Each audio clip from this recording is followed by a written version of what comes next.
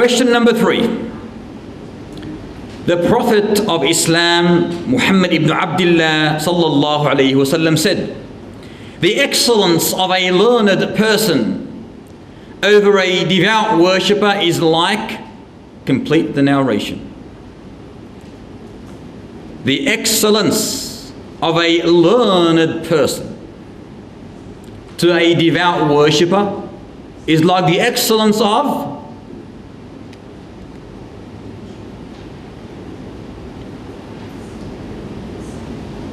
I'm pretty sure we took this, did we not? I could even recall the date of this. I think it was the 7th or the 21st of January.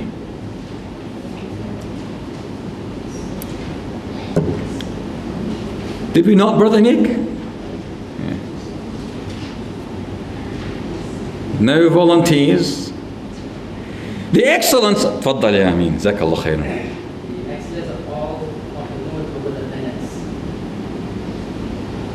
Okay, acceptable. Very good, Jazakallah khairan. So the excellence of a learned man to a devout worshipper is like or similarly to the excellence of a full moon. You know, the full moon, bright, strong looking, gives a light to all existence, bi-idhnillahi ta'ala, is like this moon over all the rest of the planets. It looks like it's like an ant when the full moon is evident in the sky. The planets look like they're extremely minute. You see how nice and big that moon is? See how much light is in that moon? What is the definition of this? How can we explain this? Like, how can a learned man be like that full moon, while contrary to this, which opposes these two, a devout worshipper who loves Allah subhanahu wa ta'ala and worships Him devoutly with full devotion and motivation, is like the small star or planet compared to the full moon? Who understands the significance of this? Who can tell me why is this so? Any clarification for this?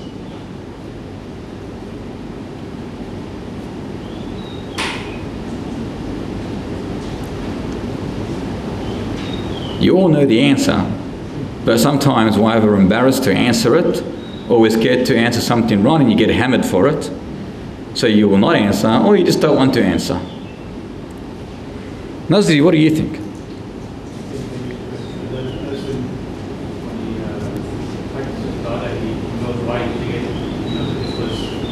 So you're talking about the knowledgeable person now, the scholar, okay? The learned person, okay?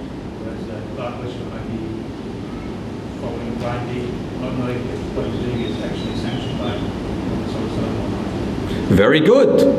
When you see the learned man, the scholar, when he does what he does, he learns Islam, he actually practices and implements Islam through evidence, through light. He's strong, he's got full conviction and certainty in what he's doing. He's sure of what he's doing. He worships Allah Ta'ala ala basira, with surety, with certainty, knowing exactly what he is doing is Islam. But a devout worshipper, although he loves Allah subhanahu wa ta'ala, although he may pray tahajjud every night, fast every second day, not even an utter of obscenity is mentioned from him, but he may practice or implement Islam according to the incorrect creed, innovations, because he has no knowledge, which is the criteria that distinguishes between right and wrong. So a man or a woman with no knowledge is not a good follower of Muhammad sallallahu alayhi wa sallam. Because he told us, قُلْ هَذِهِ سَبِيلِي أَدْعُو إِلَى اللَّهِ عَلَى بَصِيرَةٍ أَنَا وَمَنِ اتَّبَعَنِي. Say, this is my path. Say, Ya Rasulullah, to them, to your nation, this is my path. What path is this? أدعو إلى الله على بصيرة. I convey Islam, I practice Islam with surety, making sure that what I am doing is Islam. And what's the benefit of worshipping Allah all your life, which is not in accordance to the correct methodology or creed of Islam?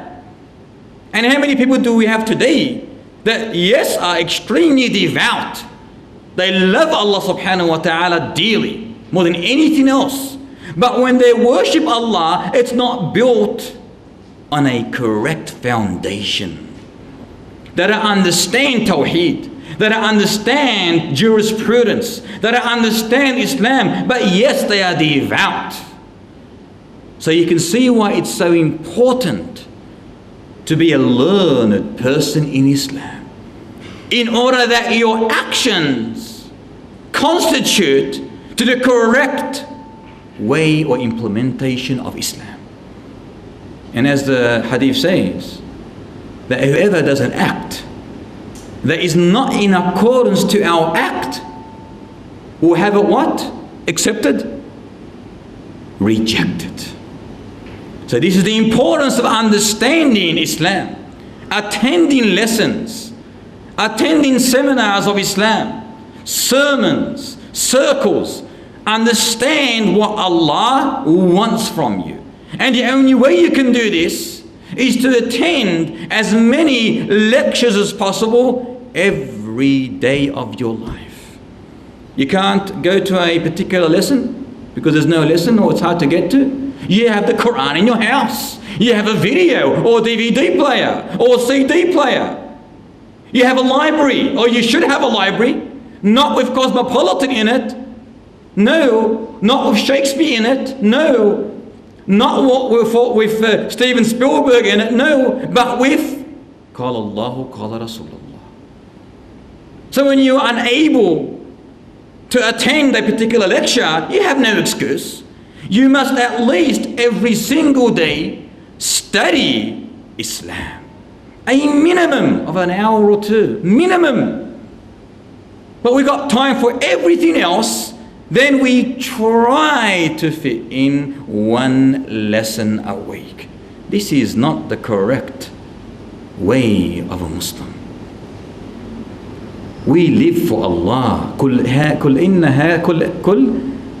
إن صلاتي ونسكي ومحياي ومماتي لله رب العالمين. Say my prayers, my sacrifice, and my living and my dying is for whom?